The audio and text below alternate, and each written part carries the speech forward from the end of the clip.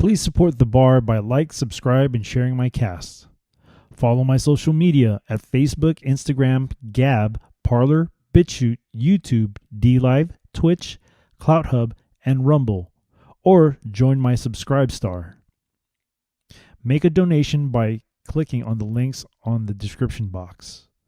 I am a listener-supported show, so any of the above is greatly appreciated.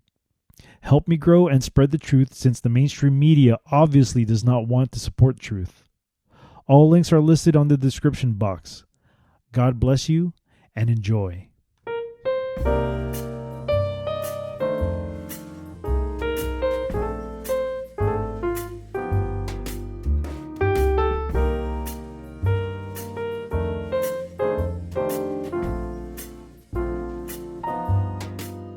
Welcome to the Speak Uneasy, a safe space where cancel culture does not exist, because we are in a different prohibition era.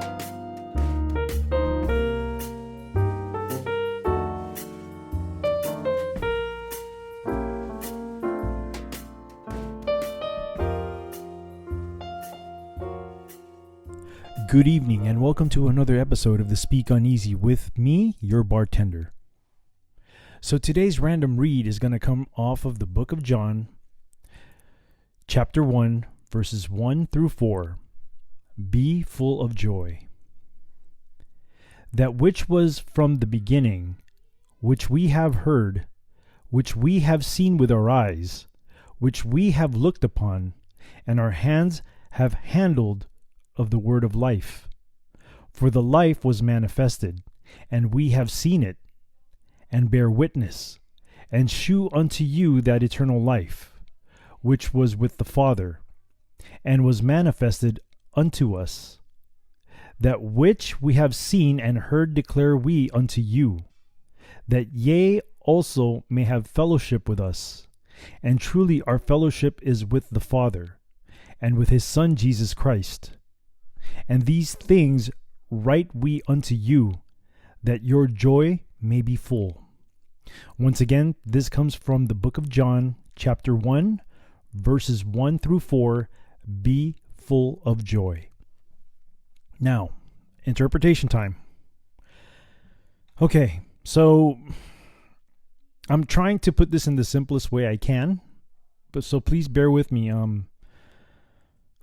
I am not a college student by any form, so I'm trying to interpret this with the common sense that I have left in my brain. Now, pretty much, this is how I see it. So, this was written for us to recognize that God is He is the creator of all things, right? And He has blessed us with life. He has blessed us with all these beautiful things in this world. So in order for us, let me see. Let me see what I'm trying to say here. So we enjoy everything about what we have here in life in this earth, right?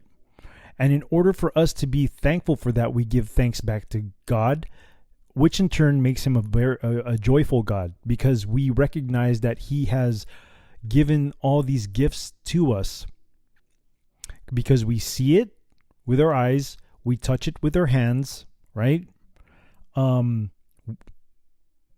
We just appreciate everything that God has given to us here on earth. And when we recognize him for creating all these things, including our life, he becomes joyful. So that's my take on today's random read. It didn't seem as complicated. Maybe my explanation was hard to understand, but the simplest way of me saying this is we recognize all the creations by God, and in turn we thank God, thus making him a joyful God. So that's as simple as I can put it. And I am very thankful for everything. There are so many beautiful things in this earth. So many. And we just take them for granted. I got a little story before I get into the cocktail. So I was raised in an island. Okay, I'm not gonna say what island, where, or whatever, but the island had so many beautiful things about it. The beach, to start with, the beach, the water was as blue as can be and crystal clear. Like on a good day when it wasn't cloudy, or if the weather wasn't bad, you can, and when the seas were calm, of course, you can see under, you could just, it was like glass. You could see what was underneath the water. It was beautiful. Not to mention the white sands, like not, I wouldn't say untouched, but like the unpolluted sands and water was beautiful. It was so beautiful. The scenery, breathtaking. We'd have beautiful sunsets that, of course, I didn't know anything about sunrises, because I mean, I do know about sunrises obviously, but I was never awake to see sunrises. I mean, I was, but I didn't really pay attention to it.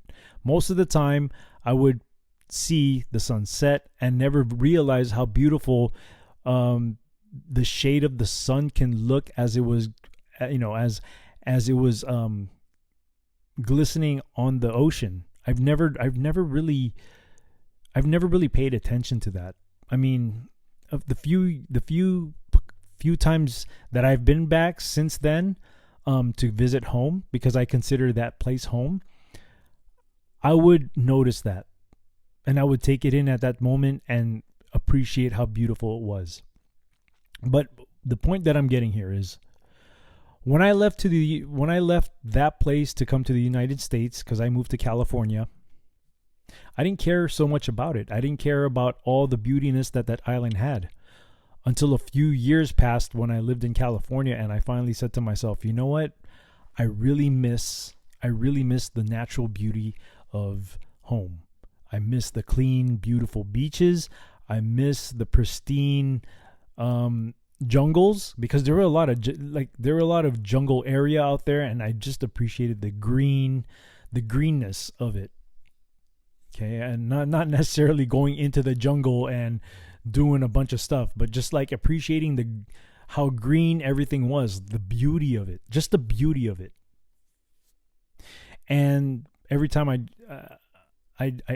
go back, I drive around the island and just take everything in and appreciate the beauty of it.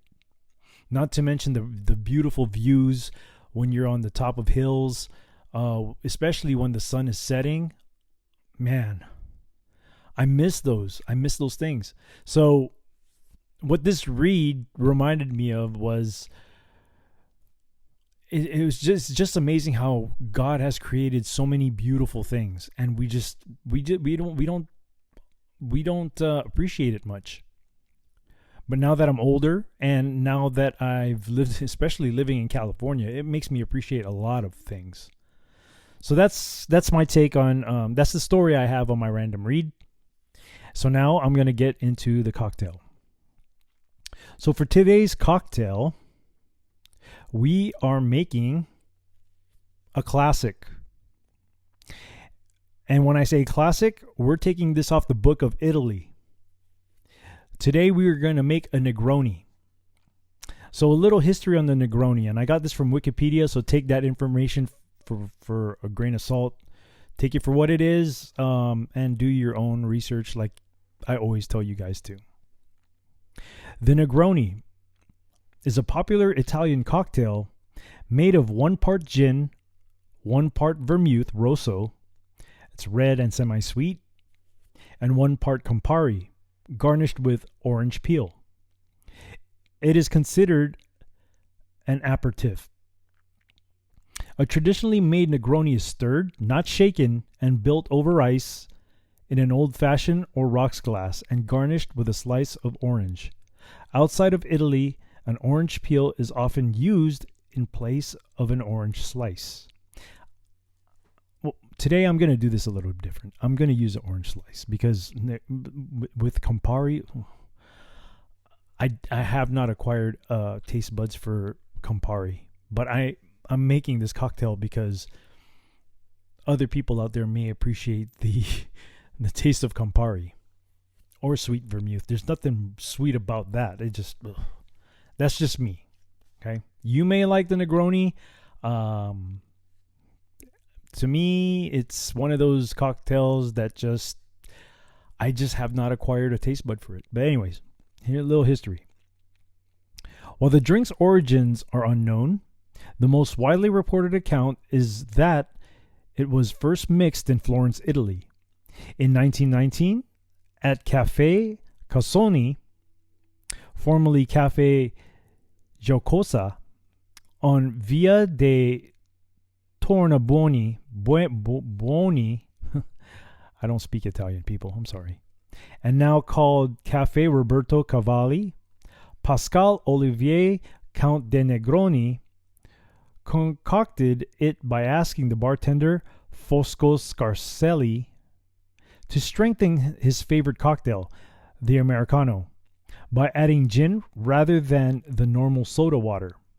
The bartender added an orange garnish rather than the typical lemon garnish of the Americano to signify that it was a different drink. After the success of the cocktail, the Negroni family founded Negroni Distillery in Treviso, Italy, and produced a ready-made version of the drink, sold as Antico Negroni, 1919. One of the earliest reports of the drink came from Orson Welles in correspondence with the Coshocton Tribune while working in Rome on Caglisto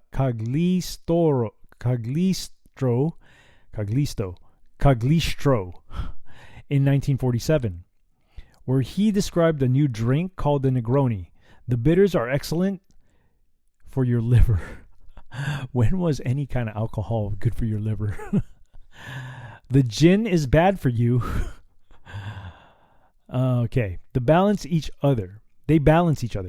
Cocktail historian David Wondrich researched Camillo Negroni, whose status as a count is questionable, but whose grandfather, Luigi Negroni, was indeed a count.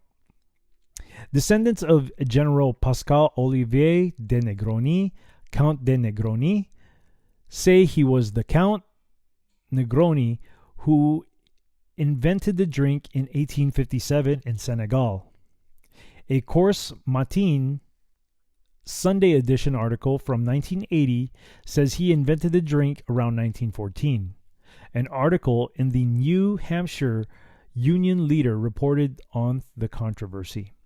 So that's a little history on the Negroni cocktail. So, a few things that I'm going to do different here, okay? I am not going to use an orange peel. I'm going to use sliced oranges. Because I need I need the orange sweetness and tartness to balance this acquired taste Campari. I can't stand Campari. But, this is a bar, a virtual bar, where we serve whatever. It just happens today that we're making a drink that I usually would not drink. So, today, the other thing that we're going to be using is we're not using a rocks glass. We're going to be using I don't know what kind of glass you call this thing.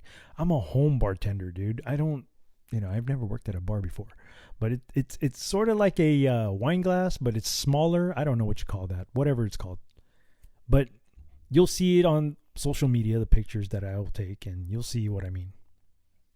So right now I got that chilling, and we're going to go ahead and start making this cocktail.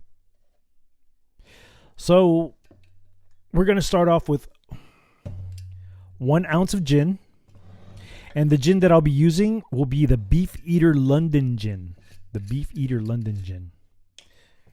So we're going to go ahead and pour 1 ounce of that.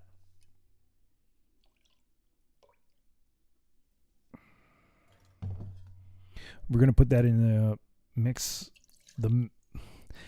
It's gonna be the shaker, but I'm just using it as my mixing glass because I don't have a mixing glass. I should buy one. What kind of bar am I without the proper verbiage of things and and also the proper equipment here, right? This is crazy. This is crazy. Next will be the 1 ounce of the CAMPARI. And the reason why I give that little giggles because I just, man, CAMPARI is just too strong for me. You know, it's just too strong for me. Oh man.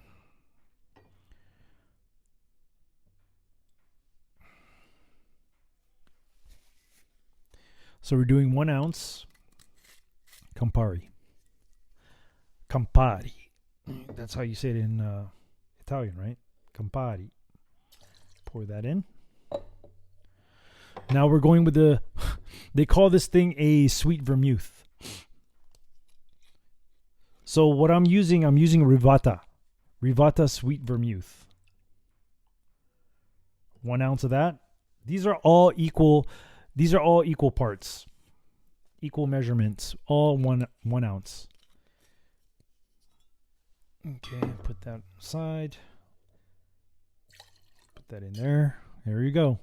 Man, this thing looks like Robitussin, dude.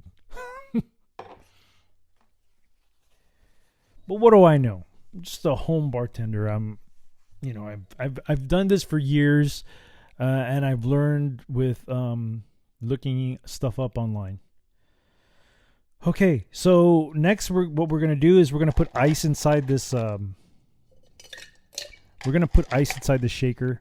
We're not gonna shake it up. What we're gonna do is we're gonna stir it, as it says how you're supposed to make it is stir it. So put the ice in there.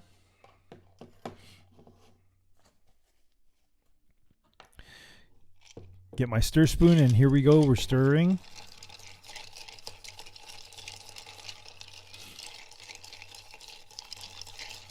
You know, one of these days when I start doing this on video, this is going to be fun.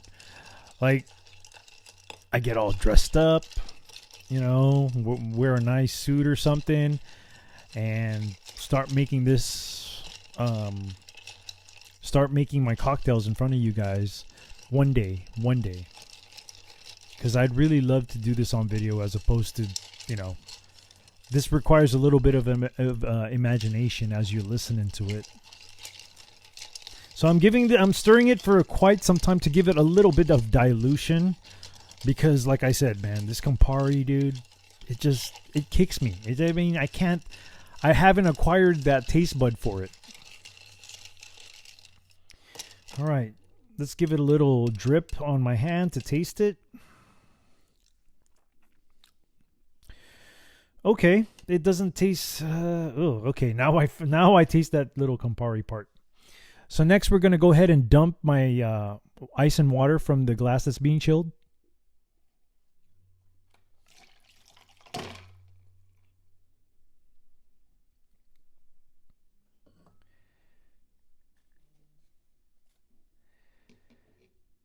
Okay, and now I'm going to put my strainer. And we're going to pour the drink. No ice required on this.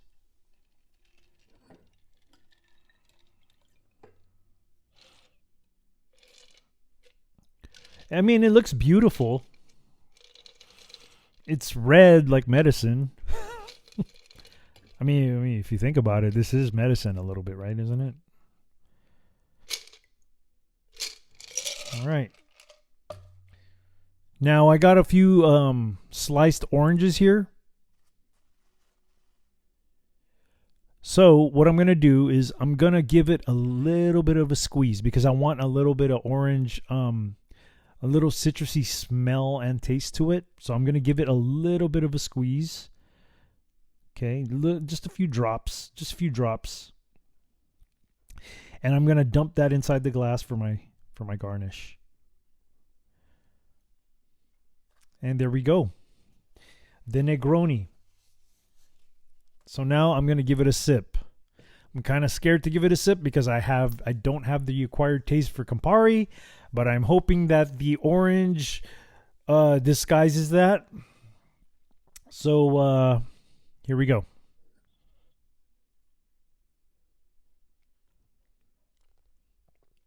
Oh, okay. Okay. Now, there's some sweetness to it, kind of like candy sweetness. Very candy sweetness to it, but that Campari, like I said, it's that earthy taste to it. You know, when it comes to the earthy taste, I can handle it with scotch, but man, this Campari thing, I'll give it another sip.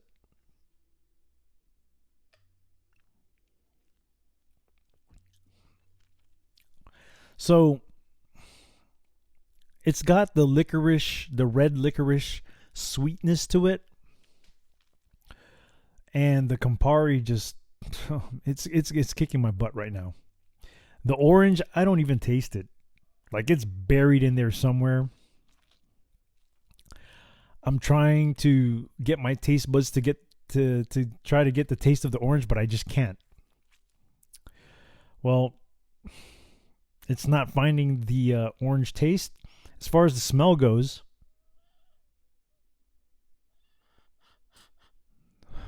I can't even smell the orange. Like it's all you smell is the sweetness of the vermouth. But the Campari is it's for me it's overwhelming. It's just too much for me to handle. The best I can describe with this is like an earthy taste with red licorice. So that's what I got for today, the Negroni. Salute. All right, and now to the show.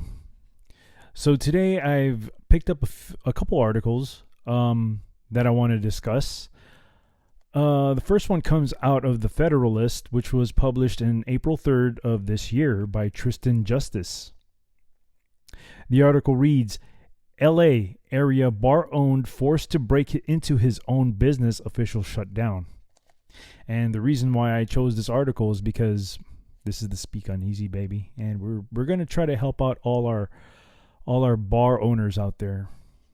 So I want to publicize this article and publicize his bar. I've never been to his bar. I don't know who this guy is. I just thought that this was an interesting read. So, an LA area restaurant owner was forced to break open his own bar Friday, hours after local officials boarded up the establishment.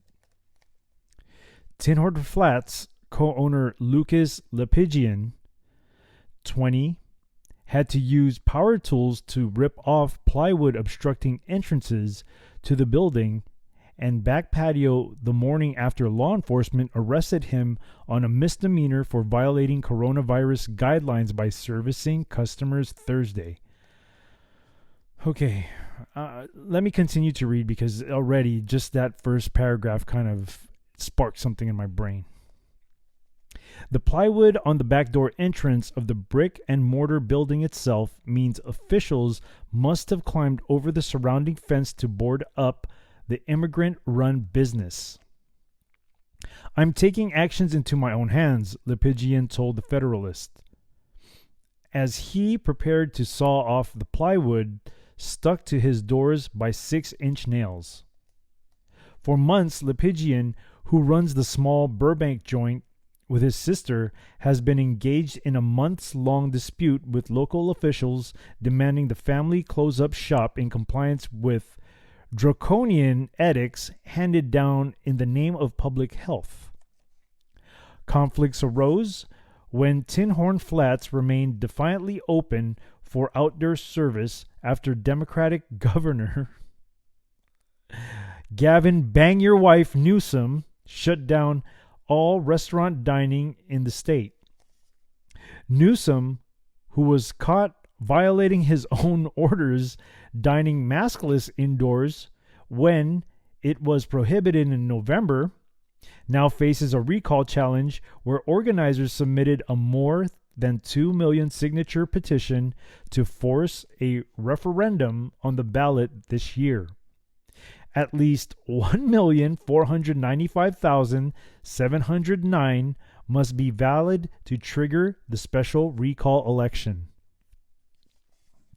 The refusal of Tinhorn Flats to close, however, has provoked targeted retribution from local officials who filed a temporary restraining order to suspend its business license. The city shut off the establishment's power 3 weeks ago after it continued to remain open. Lepejian and his sister, however, have restored the operating on generators to keep their Western theme bar in service, which has garnered fines from regulators, Lepejian said, added up to $1,500 a day. Damn. Oh, gosh, dude, California. It's very frustrating that they're the ones that turned off my power and then had the audacity to tell me that I can't operate because of my electrical issues, Lepejian said. Dude, this is beginning to sound like some kind of mob stuff. It's not like we've never paid the electric bill, water bill. We've been up to date on all of those. The morning after his arrest? Oh gosh, dude.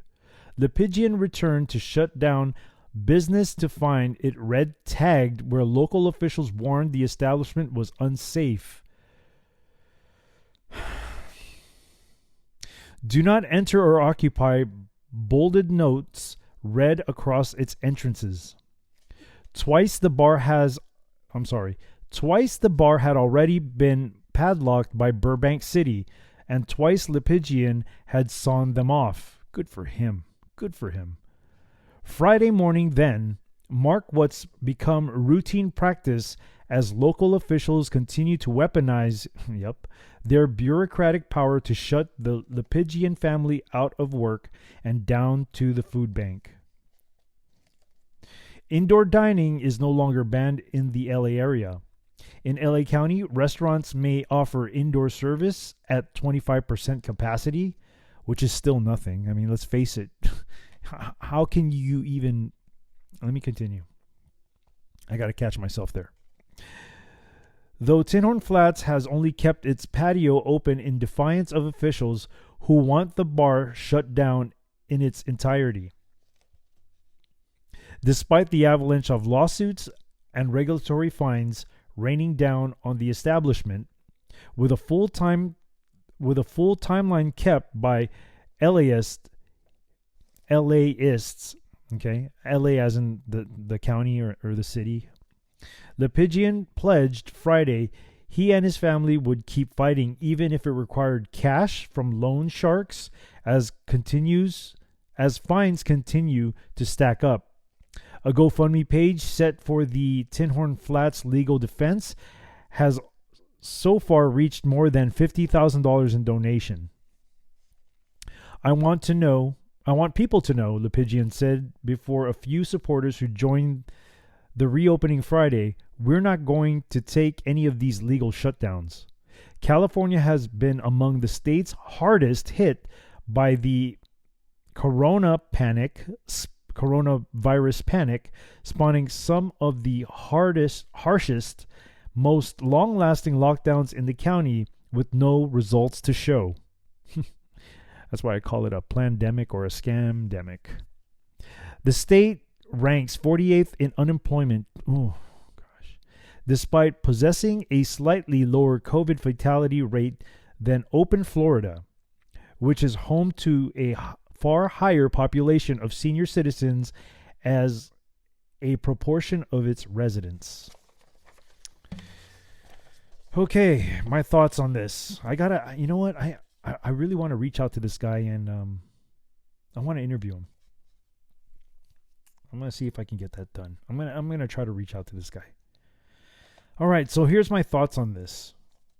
Good for him. As far as him fighting back, I support the fight back. more business owners need to have the tenacity that this young man has. They do. They are using this whole thing.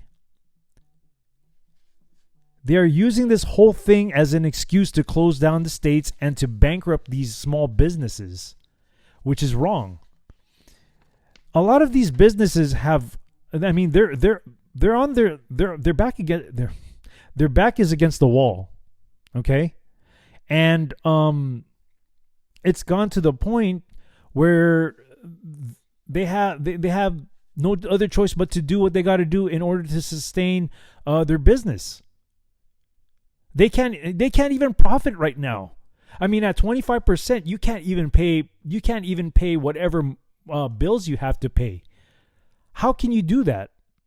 So a lot of these small business owners, this is the result of forcing lockdowns on people, on small businesses. That's their livelihood. That's how they sustain themselves to live.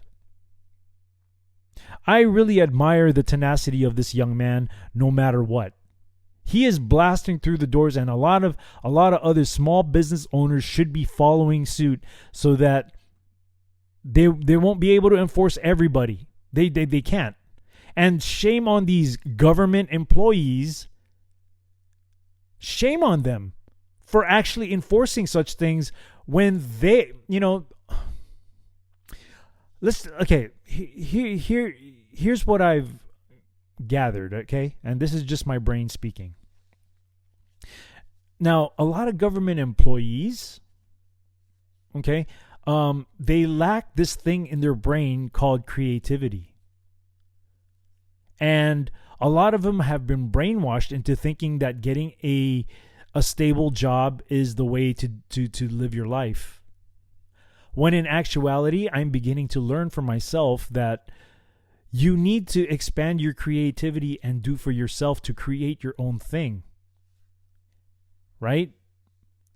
And that's the reason why a lot of these small businesses open up, is because they want to create something. They're thinking out of the box. They're not, and I what's the word I'm looking for here? I tip my hat to those people who are bold enough to step out of the box to create something for themselves and go and do it. They're not scared of failure. And a lot of these government employees, they're scared to fail. They're scared to fall flat in their face to create something for themselves. And because they have that thing, they have that mentality, they're out to destroy these people who are thinking out of the box, who are creating something for themselves. And that's just the way I'm looking at it. Okay? So, I support this guy. I don't know him. I've never been to his bar. I don't know anything about this individual. But this is what I do know. I do know when a person is put on his back against his or her back against the wall, and especially with somebody who is thinking out of the box in order for his business to succeed, is fighting. He's fighting this because this is what he has truly, like, he's put everything into his work. And I like the fact that he has the balls to say, F you, this is my thing, and I'm sticking with it all the way through. Whether I have to fight for it by breaking into it and reopening it every day, I like that. Man, this guy is brave. And a lot of us should start being like this. A lot of us should start being like this.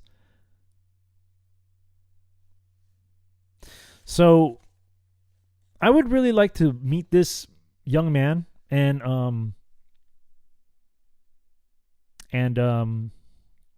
interview him. But part of my thing right now, as far as my podcast goes, is Ultimately, I'd like to get a bunch of different kind of bar owners, bartenders, and have interviews with them, and not necessarily talk about politics, but like how like I want to know what their journey was going through with, especially with bar owners. I want to know the journey of actually having to open up their own bar, because this is something that I'd want to do one day. I'd really want to open my own place up too, but not in a high capacity area, but like in a small more a more personal level. What's the word I'm looking for? Like a environment. Like I want more personable relationships with people who come into the bar, and just have just have discussions with, get to know who the people are that come into the bar. And that's the type of bar that I want a small.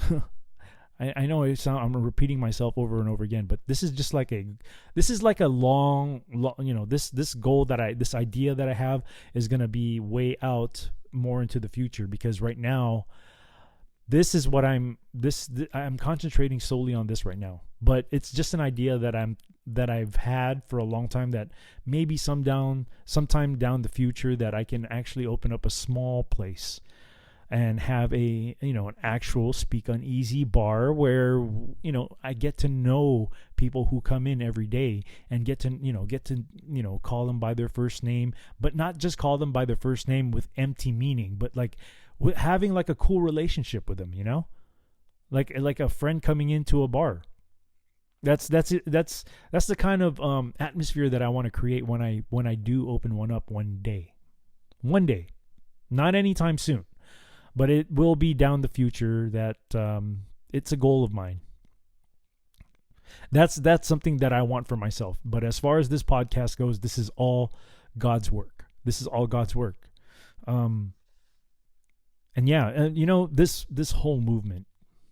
movement, and I know I'm veering off this article, but I just want to explain something about not necessarily the truth movement, but this whole movement of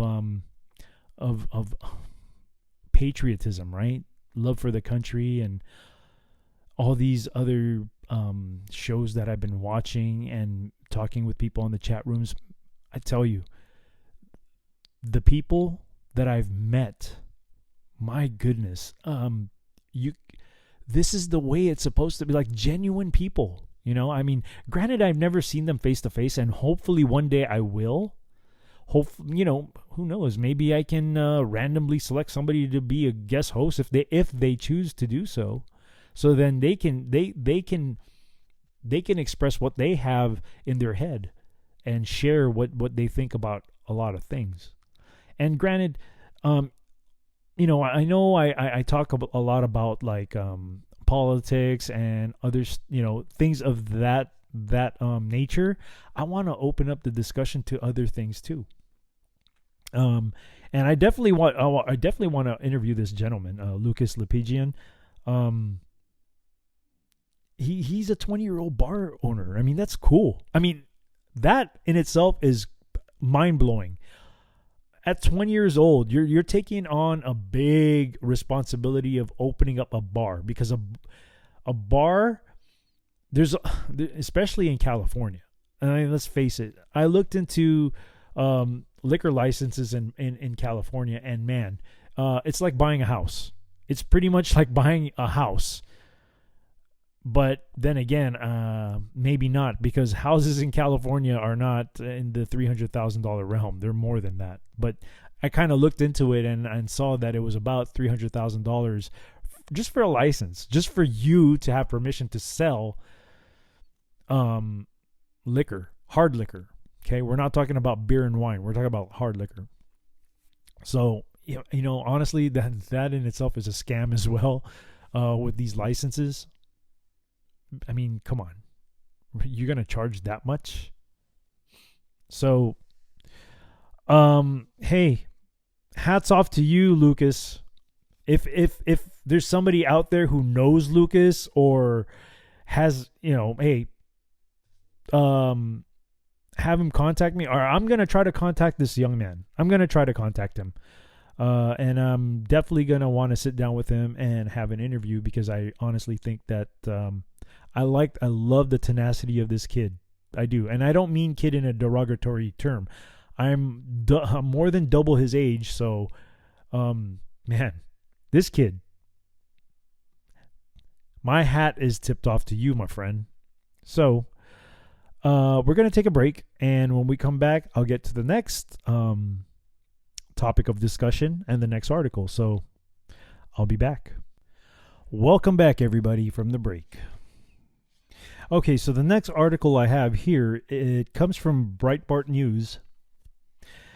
It was written on April 3rd of this year by Hannah Bilal.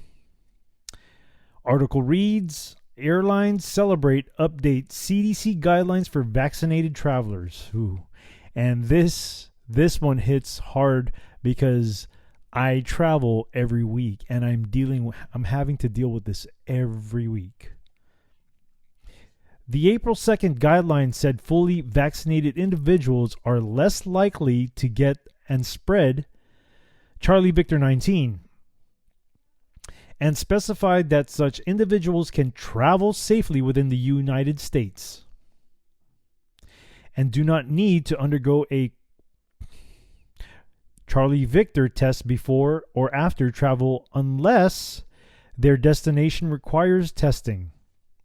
The CDC also vaccinated travelers no longer need to self-quarantine, although the agency still advised vaccinated people to wear a mask and maintain social distancing, which is asinine because when you're inside the airplane, there is no way of social distancing.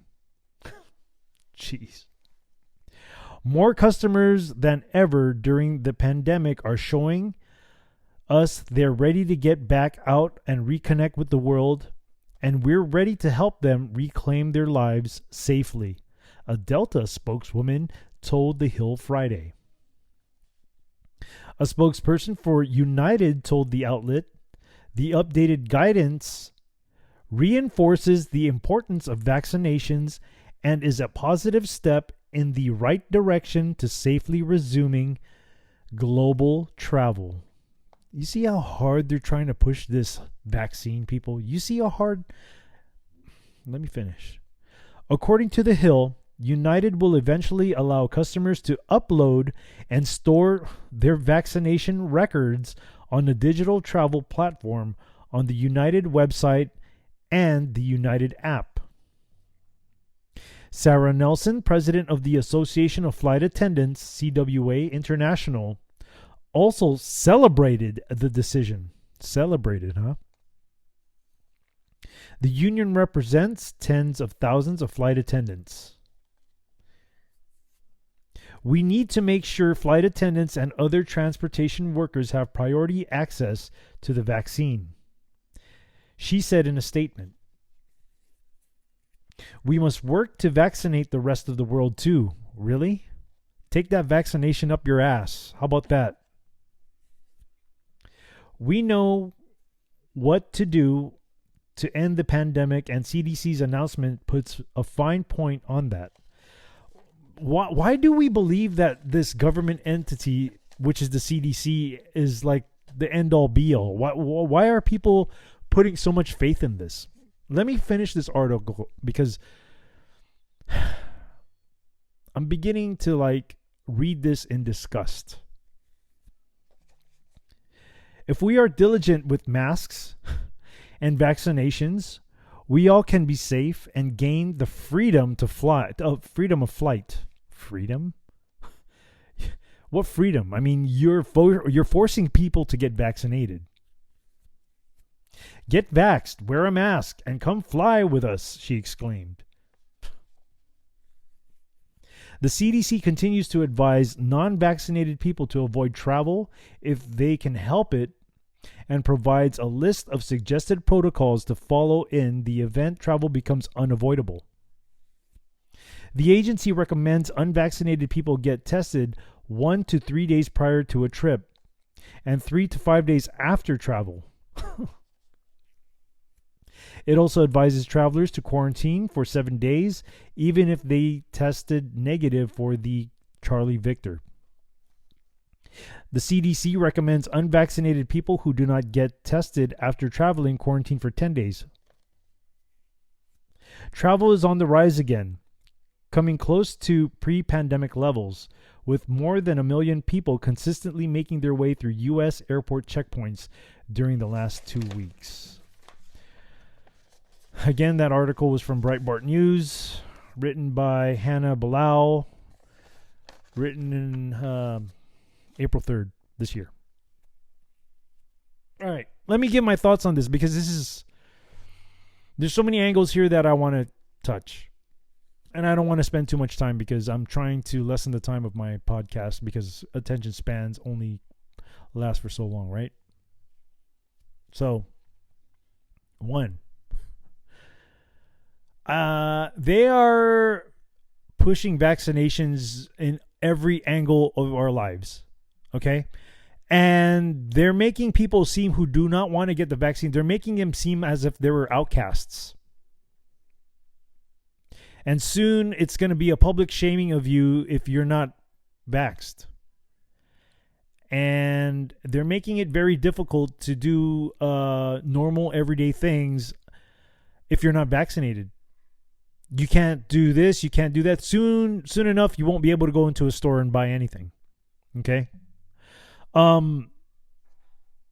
This is just I'm not gonna go off the deep end.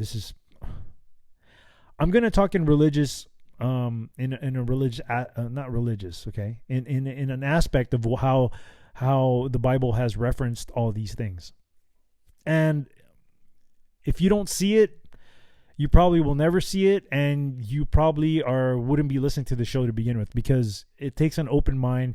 It takes somebody who wants to make a change in their life with Christ. Right? You have to see things in a more spiritual way nowadays, because this is how we're living now. This is a complete spiritual battle. There's no doubt about what's going on in the world, and especially with this whole pandemic, they're closing the walls on people now.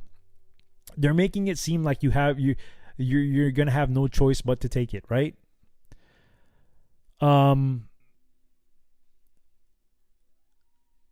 Whether you like it or not,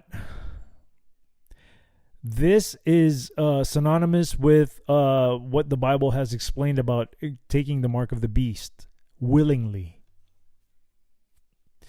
And, I've been listening to a lot of Bards FM lately, and I'm a big fan. I really love what he says.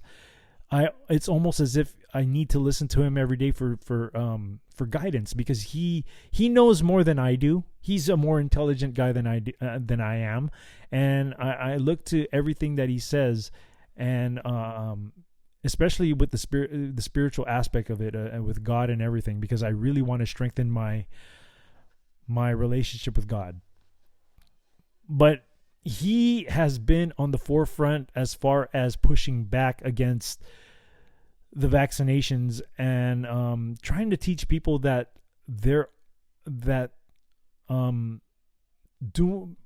it's almost, this is the way I see it. Okay, I'm not trying to put words into his mouth, but the way I'm understanding how he's explaining everything. And don't get me wrong, I'm on the same boat. I'm on the same side and same boat as he is. Okay. I just lost my train of thought. I guess that happens when you're so in the heat of the moment, right? But they're making it, they're gonna force vaccinate people. Like well, I shouldn't say forced. You're gonna feel compelled to get the vaccination in order for you to even exist in this world and to make a living, or even to do everyday things. They're pressuring you, so you're gonna have that feeling in you to be compelled to just do it, right? Because it's the easiest way out. Well, I'll tell you what, it's not the easiest way out. You don't understand what you're getting into when you start getting vaccinated. And look, if that's a choice that you want to make, that's on you. But my I wouldn't say warning, but my advice to you, I'm not a doctor. I mean, don't get me wrong. I'm making choices for myself and my family.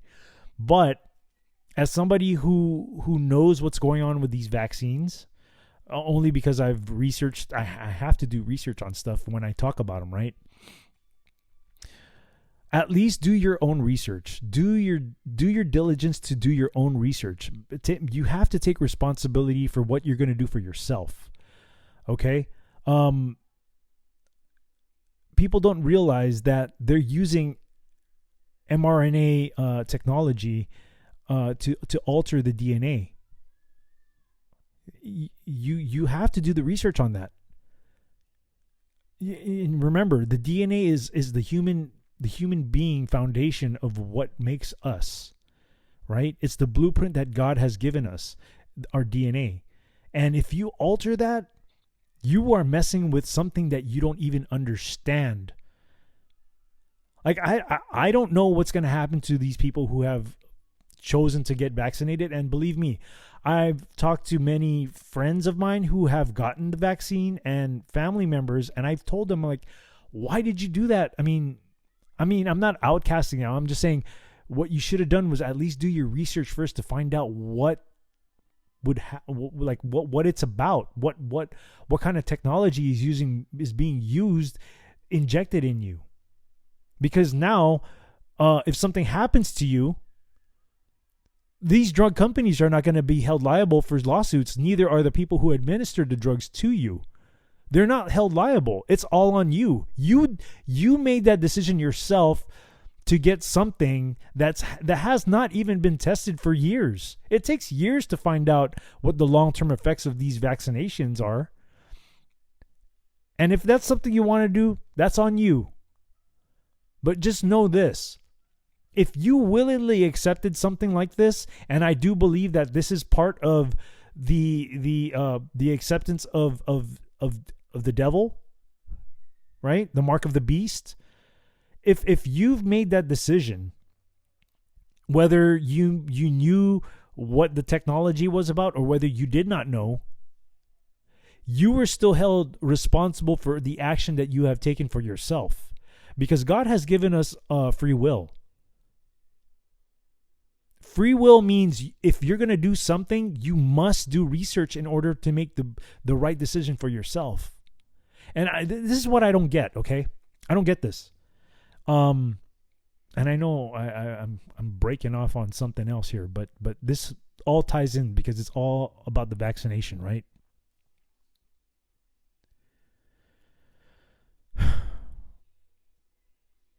Where was I going? Geez, I hate when this happens. As I'm getting older, my brain just loses itself, and I can't get back sometimes. But anyways, what I'm trying to get at here is that I was explaining that we are held responsible for our own decisions on what we do for ourselves, right? We have to be held accountable. Okay, this is where I was going with it. So this Charlie Victor 19 thing has I think it was like either a 1% or a below 1% death rate. So which means that gives you like 99% like mortality. Like you're going to live. Like you'll be fine. You'll be okay. Unless of course unless you have some pre-existing stuff that's going on with you. Age is one of them for older people, right? But honestly, if let's just say I was 80 years old and I was given the choice whether or not to take this thing, I'm going to roll my dice and say, you know what? F that. I ain't taking that foreign thing into my body that uses technology to alter my DNA. Nope. No thanks. Shove it up your you-know-what. And, they're scaring people. They're scaring people, and people are their own enemies because they let their fear take over what logical thinking is. You want to know a good example of logical thinking? This stupid article here says that, and I hear this from flight attendants every time. make sure you social distance. Well, F me, because how the hell can we even social distance in a plane? You're telling me to do something that's impossible inside an airplane. And on top of that, you want us to wear a mask that has not even been scientifically proven. And while I'm in a plane, I see idiots in there with multiple masks and a face shield. Just put a plastic bag over your head. I mean, if you're that scared of this whole Charlie Victor 19 thing, put a plastic bag and tie it tight, because that's exactly what you're doing to yourself. You're suffocating yourself, idiot. And I hate to be judgmental, I really do. But every time I see this, I say to myself, on one part of my brain, it says, okay, you have a choice of what you want to do for yourself. But at the same time, the other part, the very critical thinking part of my brain is, it's people like you that's making people like me suffer. Like, because you choose to abide by what these people are telling you to do. It's making it hard for people like me that don't want to wear a mask. It's making people harder. Making people like me. It's making it more challenging for us to get rid of these masks all in itself. I guarantee that if like Dr. Fauci or the CDC or the WHO said, you know what, today, if you jump off a cliff, you'll be cured. Like you won't get Charlie Victor 19. And I guarantee you're going to have a bunch of sheep they're going to follow it. Because they can't think for themselves. And I don't understand. Where have we lost it? Where have we lost it with critical thinking? What happened to think for yourself? Whatever happened to that? As a kid, when I was growing up, every time I made a bad decision, right? My mom would say, why didn't you think about what you did before you did it? What happened to that? What happened to all that? Are we just that lazy? Are people just that lazy to even think for themselves anymore, that they'd rather put that responsibility on somebody else to make decisions for them, as opposed to making decisions for themselves and living with whatever decision they made and taking responsibility for it? There's nothing wrong with making mistakes. Just own up to it. I'm sorry. I'm sorry for having to blow up like this, but this article, the people that support this whole thing, and I'm going to call it a thing, is making it very difficult for freedom to even come back to America. Because people are sheep. And I don't want to think of myself as somebody who's above somebody. I really don't, because that's not how it's supposed to be. We're supposed to be picking each other up. But when you have people that abide by people of stature, as far as like being a doctor or an entity called the CDC or the WHO, who do not have the best interests of the people. They don't. Any government entity has no interest of the people. They take away from the people. They don't provide services. They take away from people. So that's where I'm at. That's where I'm at with my rant. Woo! I need to take a drink of my Negroni. As a matter of fact, I'm going to take one right now.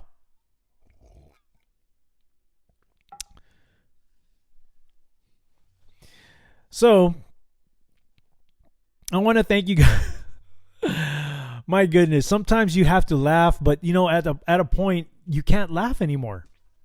You can't, like, logic sets in and you have to say to yourself, what can I do to wake these people up? Because it's getting very difficult, and eventually you're going to have to get one of these things, these shots, in order for you to do daily, everyday things. Well, when it comes to that, then I'm going to have to give up everything and live a very simple life out in the woods or something. And maybe that's a more fulfilling life, right? Because we're actually doing something for self. We're self-preservating. We're doing, we're actually doing something for ourselves, not having to use money, and just use the resources that God gave us out in the land. I mean, I'm not a camping person, never been an outdoors person, but hey, I'm willing to go out there and learn. And slowly but surely, I'm learning how to, I'm learning how to do things. Being that I'm here in Texas with the snowstorm, that kind of taught me a few things. But I have yet to learn about survival out in the using the resources out in the land. So I don't want to take too much of your attention spans, and I'm very glad that you guys came over today. And like I said in past podcasts, I've mentioned that I'm trying to get a website done. I still have yet to find ideas on how to provide what to provide people who do become members, because I have no degree. I have all I have is my learning. It's experience from what I've learned as I was growing up, and I have to start learning. I have to start learning about like what I can offer to members, and I don't want to be just a cheesy podcast with a website with generic stuff. I want to be able to provide something that's cool. I want to be able to I want this podcast to be different from everyone else. And you guys can email me. My email is up on the website of Anchor.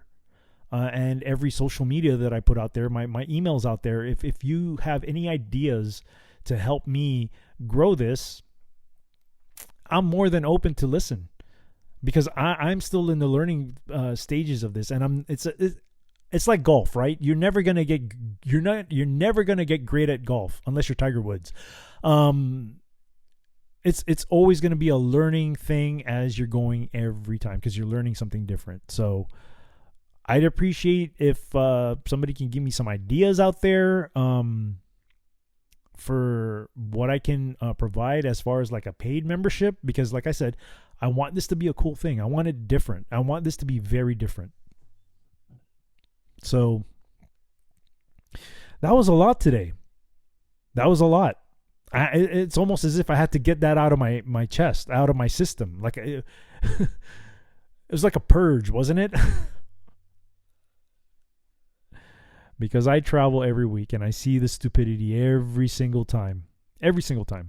So, anyways.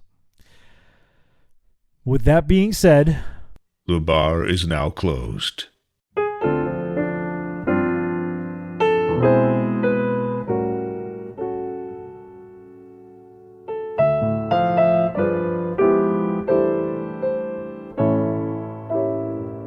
I can't help but wonder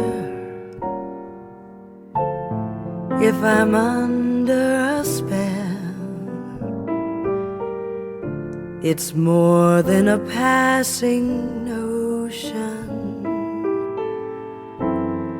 I've never fallen with such devotion. I can't help but wonder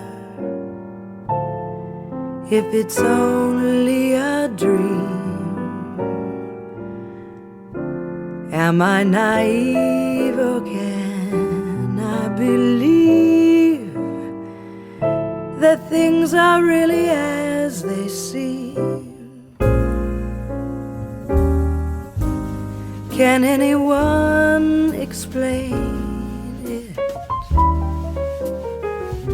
How to understand what's true? I know I just can't take it. Whenever I'm with you, I can't help but wonder if you wonder about me. 'Cause lately I can't help but wonder how wonderful this might be.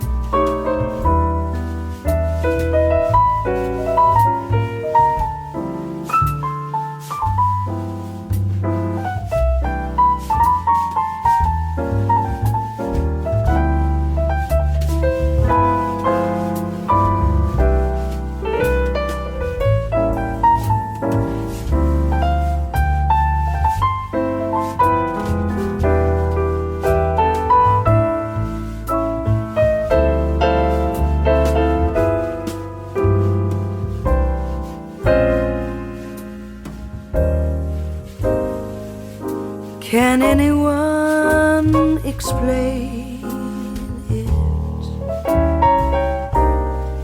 How to understand what's true? I know I just can't take it. Whenever I'm with you,